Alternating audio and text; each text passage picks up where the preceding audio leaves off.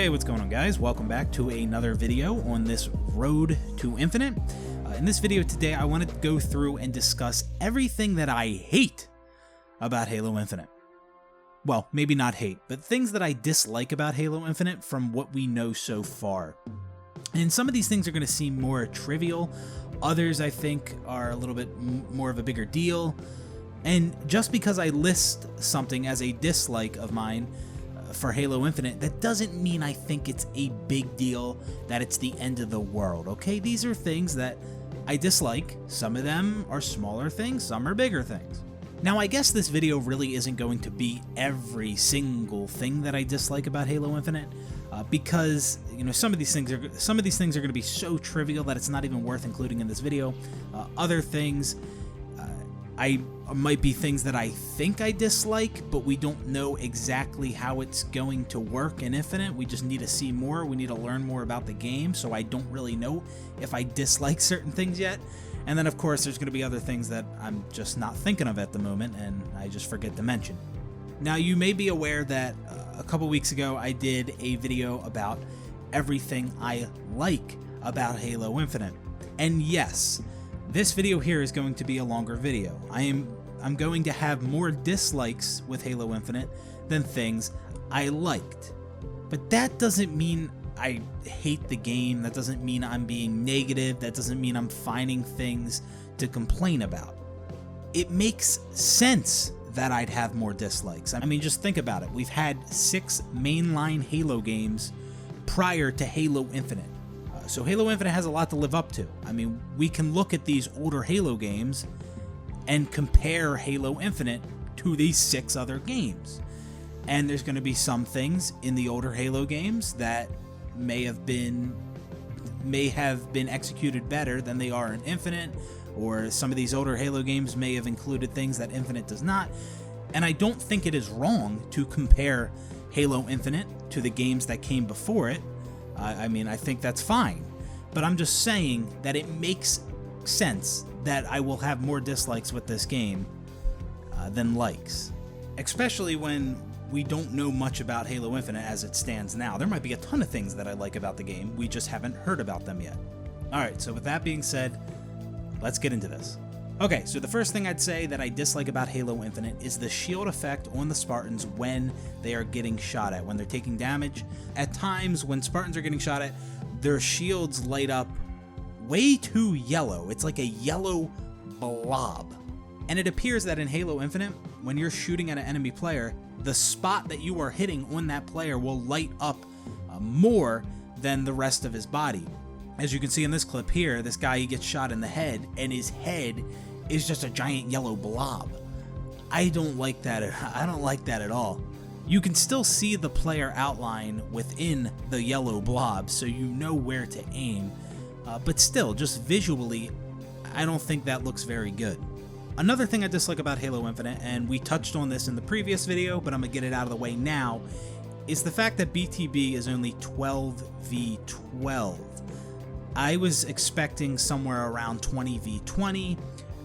Halo is not a game that needs large player counts to succeed, but I did expect them to increase the player count from what we seen in Halo 5 back in 2015. Halo 5 had 12v12 Warzone.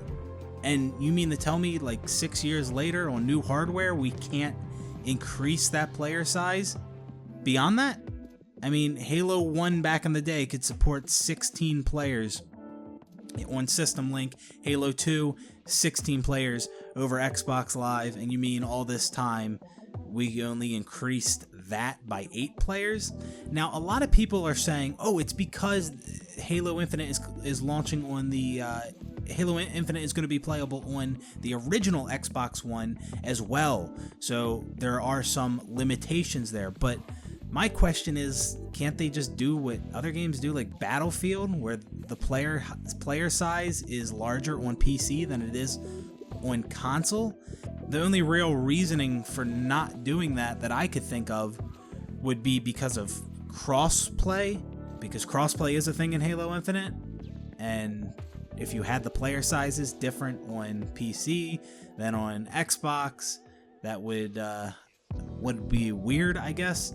Also, with PC Halo Infinite, if it did support a larger player size, like a 20v20, they might have to make the map bigger and adjust spawns and weapons and all kinds of things differently, and then that wouldn't really translate well to the 12v12 on the Xbox One. So I understand, I do understand maybe why they're limiting it to 12v12, but still, Dursky from 343, in a live stream a couple days ago, he was talking about possibly increasing the player sizes in MCC. He even threw out numbers like 40 or 60 players.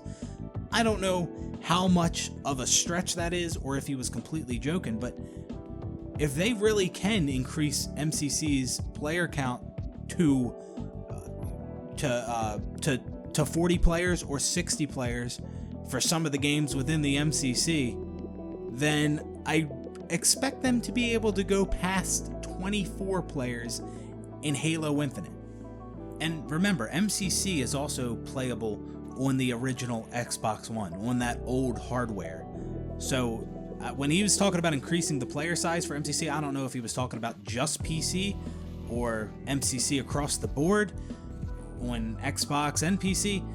But if he is just talking about the PC version of MCC, well, that is an example of them increasing player sizes on the PC version and not the console version. If he is talking about MCC on both PC and Xbox, and they really can pull off 40 or 60 players, if you could do that with MCC on the original Xbox One, get 40 or 60 players, then yeah, again, I'd expect more than 24 players in Halo Infinite. But anyway, just wanted to touch on that. Not that I'm making a huge deal out of only being 12v12. I'm just saying my attitude is, I thought it would be a little more, but you know, that's fine. It's fine. That's my attitude. All right, that's my attitude. Not like, oh my god, I can't believe we're only getting 12v12. Like the fact that I even have to specify this blows my mind. But some people just interpret things ridiculous ways. But yeah, it's not a huge deal. I'll probably, most of my time in Infinite will probably be spent playing like 4v4 game types, if I'm being honest. But I do like my BTB, and I think more players would have been great. Another thing that I dislike about Halo Infinite, and this is kind of like 4 different things, but I think it's appropriate to include them all in this one point here, is the abilities. I'm talking about sprint, clamber, slide, and smart scope, because I think technically smart scope was considered an ability in Halo 5. I'll start with the smart scope, or ADS, first. I think that is very unnecessary, and we don't know if you can smart scope with every single weapon. I really hope that's not the case. It always bugs me how in Halo 5 you could get an extra zoom with something like the sword, which is so unnecessary. You don't need that extra zoom with the sword, but I feel like they just, because smart scope was a Spartan ability, they just had to do it with all the weapons, even though some of the weapons really didn't need it at all. Yeah, so I hope it's not with every single weapon. I'm not really a fan of allowing players to zoom in with automatic weapons to extend their range, like with the assault rifle. I don't want to be able to pick people off across the map by ADSing with the assault rifle. I've seen many different people express their displeasure with ADS in Halo Infinite. They'll say things like, I hate ADS for Halo, it doesn't belong in Halo. But I do think it should be specified that most of them are talking about ADSing with automatic weapons, because when it comes to like the battle rifle, the ADS, it's basically just like zooming in with the battle rifle in any of the other Halo games. It just, visually, it just looks different. So ADS with the battle rifle isn't a big deal. That's not a big deal. It's basically the same thing as zooming in with the battle rifle in any other Halo game. But when ADSing with automatics, yes, I get why people dislike that in Halo. I think every weapon should have its own role. Some weapons will excel more than others in certain situations, and I don't think every weapon needs the ability to zoom in to increase the range. In my eyes, the thought process should not be, oh, the assault rifle isn't that good at long range. We need to give it a zoom to compete with the battle rifle or some of the other medium to longer range weapons. No, the assault rifle has its role, and it's okay that it can't compete with the BR at medium to longer ranges. That's fine. Now let's talk about the other abilities, sprint, slide, and clamber. So far from what we've seen with Halo Infinite, it doesn't look like the sprint is that fast.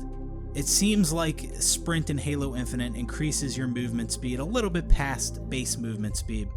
I've also noticed that you can shoot immediately out of sprint, meaning there's no delay to ready your weapon and begin firing when you get done sprinting. It's like Halo 5, you can shoot immediately out of sprint.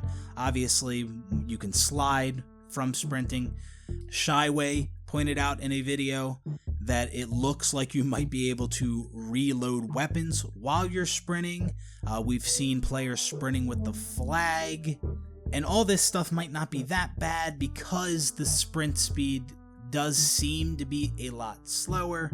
But anyways, many of you guys know my opinions on abilities. I'm not a fan of spawning players into the game with abilities. Having these abilities as a pickup on the map would be much better in my opinion. And 343 is bringing back equipment in Halo Infinite. I am really excited about that. I hope they have all kinds of different pieces of equipment. But it just bums me out a little that they didn't go all in with the equipment and make things like sprint and clamber pickups on the map as well.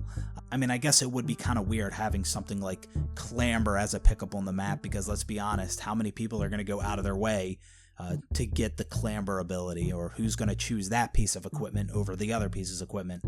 Because if everybody wasn't spawning into the game with clamber, then the maps would be designed in a way that you don't need clamber to move around them. So yeah, having a clamber ability on the map would be kind of weird, but I could see something like sprint being placed on the map as a piece of equipment that players can pick up and then gain the ability to sprint. Or maybe it's just one piece of equipment that's placed on the map, and when you pick it up, it gives you the ability to use things like sprint, slide, and clamber. But regardless, I don't love the idea of having players spawn into the match with abilities like sprint and clamber and slide as well. This is much better than what we've seen with Halo 5, where you spawned into the match with 7 or 8 abilities and you had things like thrust and stabilize. I'm really glad that it seems like we're doing away with that. But yeah, again, not a huge fan of players spawning into the match with abilities, even though the abilities in Halo Infinite don't seem to be as bad as they were in previous Halo games like Reach 4 and 5. And if you think about it, this is the least amount of abilities that we've had out of all the Halo games that have had abilities. Halo Reach, Halo 4, and Halo 5 all had more abilities than what Halo Infinite has, from what we know now, or from what we know so far. Another thing that I dislike about Halo Infinite, and this is a smaller dislike, and for those of you who aren't aware, 343, they're doing away with red versus blue in Halo Infinite. I guess that goes for game types with more teams as well. Basically, in Halo Infinite, in a multiplayer match, in a team game mode, players get to use whatever colors they want. They're not restricted anymore like in previous Halo games. You could choose whatever color you wanted for your Spartan when you customized them, but when you got into a team game mode, your Spartan would be the color of whatever team you're on. So, like red versus blue, when everybody got into a game, you were either all red or all blue. That's not the case with Halo Infinite. In Halo Infinite, it looks like they're using outlines to help players distinguish who's on your team and who's an enemy player. Now, that's just what we've seen so far. We don't know if teammates will also have a waypoint above their head. We don't know if there'll be settings to disable outlines and use a more classic system, such as like the waypoint and the service tag above your teammates' heads. But when it comes to the outlines, I'm just not a huge fan of the way it looks visually. In some cases, it might make enemy players stand out a little too much. Halo's never really been a game about hiding and blending in with the environment and playing all stealthy, but at the same time, I don't want to come around a corner and all the enemy players are just popping out because of this red outline. I don't think it should be that obvious where all the enemy players are. Like, you come around a corner and there they all are, there's all their outlines just glowing. No, I think there should be more of a requirement from the player to use their eyes to scan the environment and pick out these enemy players on their own, rather than them just being outlined and they stand out better in Halo Infinite. I made a video about how I feel about the removal of red versus blue and how I feel about outlines, so you can check that out if you want to get my full opinion on that. I definitely think there are other ways to distinguish enemy players from teammates without outlines. So this definitely isn't a matter of, oh, without the outline, then how would you tell who's on your team and who's not? Well, you would do it like older Halo games did it, with the waypoint and the service tag above your head, above your teammate's head. So again, visually, I'm not a huge fan of the way player outlines look in Halo Infinite, and I can see it affecting gameplay in a way, because it makes enemy players stand out maybe a little too much. Next thing I dislike about Halo Infinite, or I should say I might dislike about Halo Infinite, I don't really know yet, is the ability to pick up power-ups now. Being able to pick up camo, pick up overshield, and you get to choose when you want to use them. And if you don't use them and you die, you drop that ability and other players can pick that ability up off your dead body. You see, when Quinn Del Hoyo explained this in the multiplayer overview video for Halo Infinite, one of my initial thoughts were, why are we doing this? We don't need to reinvent the wheel here. The way power-ups worked in previous Halo games was fine. It seems like these changes to the power-ups are to align them more with other equipment in Halo Infinite, but I prefer that the power-ups are something different than equipment. I mean, Halo 3 did this. Halo 3 had equipment, and then it also had its camo and its overshield power-up, where when you touched it, you picked it up and you used it instantly, unless you did that glitch in Halo 3 where you could carry it around, but that was a glitch. We still need to see more of Halo Infinite to truly understand how everything is going to work, but as it stands now, we do know that when a player goes to use the camo or the overshield power-up, it doesn't use it instantly. It takes a little over a second to use that ability. So it's not like a player who has the overshield ability will be able to use that overshield instantly right when they press the button. It's not like they're going to be in a gunfight and they're losing the gunfight and then they just press a button and boom, they have overshield all of a sudden. I don't think we know if the animation to use the power-up can be interrupted when you get shot at. Like if I'm trying to use the camo power-up and you got to jam it in your chest, if you're in that animation and you get shot at, does it reset the animation? Does it pull you out of it? Does it stop you from using it? I don't know. I also wonder if when you use the power-up, like the overshield, and that bar of the overshield begins to fill up, if you start taking damage, will it stop that bar from filling all the way up? These again, we still have many questions. There's many things we don't know about Halo Infinite. And ultimately, we just gotta wait and see how everything's going to work. Being able to pick up power-ups in Halo Infinite really might not be that big of a deal, and it might be fine. It might be fine. I could see it not being a big deal if they balance it the right way and make the right decisions. But I still prefer the power-ups to be separate items from the equipment. I'm not really a huge fan of the idea of 343 modifying how power-ups work so they can fit them into this equipment category. And I also don't like that because, as I said earlier, I hope Halo Infinite has a bunch of different equipment items. And by making camo and overshield equipment, well, that's already 2 more pieces of equipment. I don't want those to count as equipment. I want all the equipment to be something new or returning equipment from previous Halo games. I don't like 343 turning power-ups into equipment, and then they can say, oh, look, we have this many pieces of equipment in Halo Infinite, when it's like, well, yeah, but 2 of those don't even need to be considered equipment. Those 2 weren't equipment in every other Halo game. So again, ultimately, when it comes to power-ups in Halo Infinite and how they're going to work differently, we need to see more. This might be something that I dislike. It might be something that isn't a big deal. But I also want to say that I'm not a huge fan of this honeycomb hexagonal effect around the screen when you use the overshield in Halo Infinite. Another thing that I dislike about Halo Infinite, and this is probably the most concerning thing for me right now. That is the maps. From what we've seen, I'm not a huge fan of the maps. We haven't seen much, but from what we have seen, I'm not impressed. A lot of the maps look a little generic.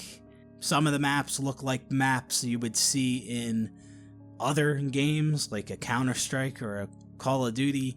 And overall, the maps just aren't that impressive. They don't scream Halo when I see them.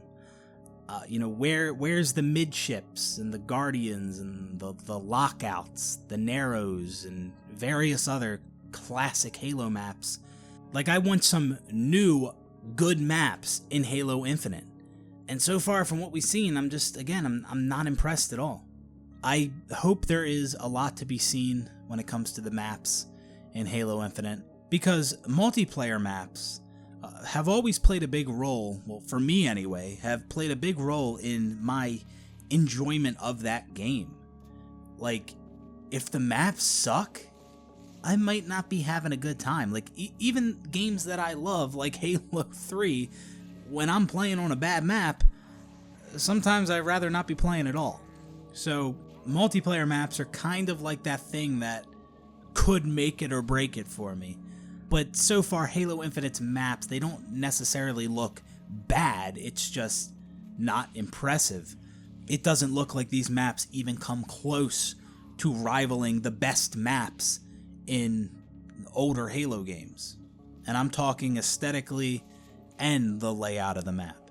It looks like Hitmarkers are back with Halo Infinite, and I'm not a huge fan of Hitmarkers at all, especially grenade Hitmarkers, but I don't even understand why we have Hitmarkers when you're shooting at a player with a weapon. I've always thought to myself, like back in the day, playing like Halo 3, I've always thought to myself, Halo doesn't need Hitmarkers like Call of Duty does, because in Halo the shield lights up. You know when you're hitting a player because their shield's lighting up. So it seems weird including Hitmarkers when you already have the shield effect on the Spartans that tells a player, hey, I am shooting this guy. Especially in Halo Infinite, because in Halo Infinite, the part of the Spartan that you're shooting lights up more than the rest of their body. So that's even more knowledge for the player, that they're hitting them and where they're hitting them. You really don't need Hitmarkers. And I wonder if that's something that players will be able to turn on and off in the settings. But when it comes to grenade Hitmarkers, a lot of people don't like grenade Hitmarkers because it's maybe given a player too much information. Like if you throw a grenade into a room or down a hallway and you can't see where that grenade explodes, but you get Hitmarkers, it lets that player know that they hit somebody. And I guess I'm not a huge fan of that, but at the same time, I'm kind of like, grenade Hitmarkers, it kind of adds another element to the game. In a way, hear me out. Like, most people look at it like, okay, somebody throws a grenade and it blows up and they get Hitmarkers, then they know that they hit that person with the grenade, they push them and they kill them. But what if the grenade goes off and it hits a player, but it barely hits them? It barely hits that player. So that player is almost still full shields. Well, that player who got hit by that grenade barely, you can play in a way that that other player who threw the grenade knows you got hit, he saw Hitmarkers, so he might push you, and you can use that to your advantage in a way. You can kind of like, bait the other player, because you're like, oh shit, he barely touched me with that grenade, he got Hitmarkers, and you can kind of anticipate that player's movement and their actions, the dude who threw the grenade. So in a way, grenade Hitmarkers, it's not such a one-sided thing where it's just giving this big advantage to the player who threw the grenade. It could backfire on that player too, because if you get those Hitmarkers and you think that you completely knocked off that player's shields and you push that player, well, yeah, you may have barely even done any damage to him, and that player will catch you off guard and possibly kill you.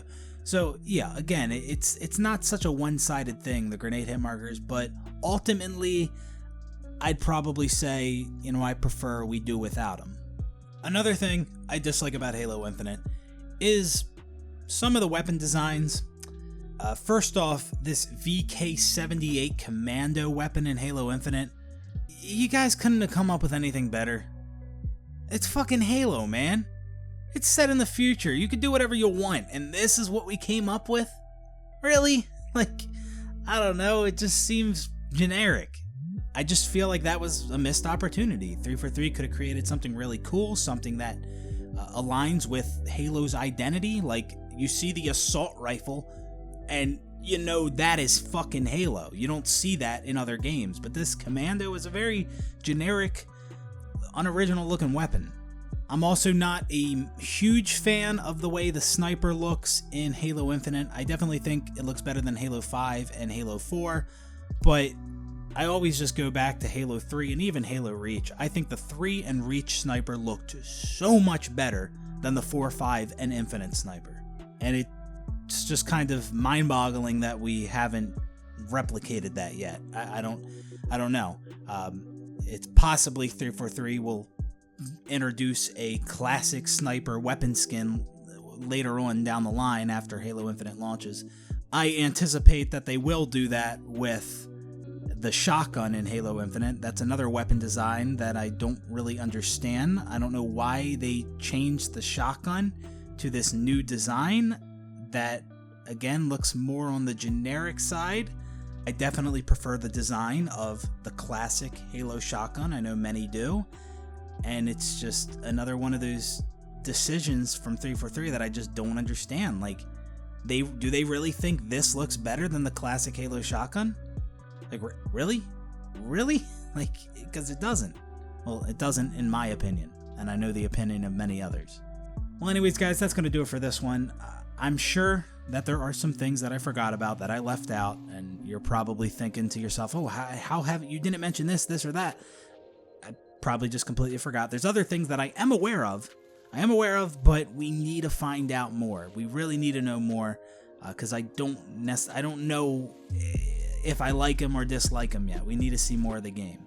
So this isn't everything that I dislike about Halo Infinite, but these are some of the things. And again, of course, I'm going to have more dislikes than likes when we don't know much about the game as it stands now, and we have 6 mainline Halo games that came before Halo Infinite that we can compare it to. And there is nothing wrong with comparing Infinite to the games that came before it. But anyways, guys, hope you enjoyed the video. Again, this is the second video on this road to Infinite. We're going to be uploading every single day until Halo Infinite releases. Once we get a release date, we will start counting down the days. Right now, we're counting up the days because we don't have the release date. But hopefully we get that release date soon. Hopefully we get the Halo Infinite flight soon. And yeah, my interest in Halo, it's not back to what it was. Not even close. But I sit here right now and I'm like, I have an interest in Halo again. It was pretty much non-existent for a while there. It really was. I was still making videos about Halo and talking about it here and there, playing it barely, but my interest was at an all-time low, and it's been revived a little bit. So yeah, anyways, hopefully Halo Infinite is a good game and it doesn't flop and it's not just another Halo 5. But yeah, hope you guys enjoyed the video, and I will see you on the next one. Peace out, everybody.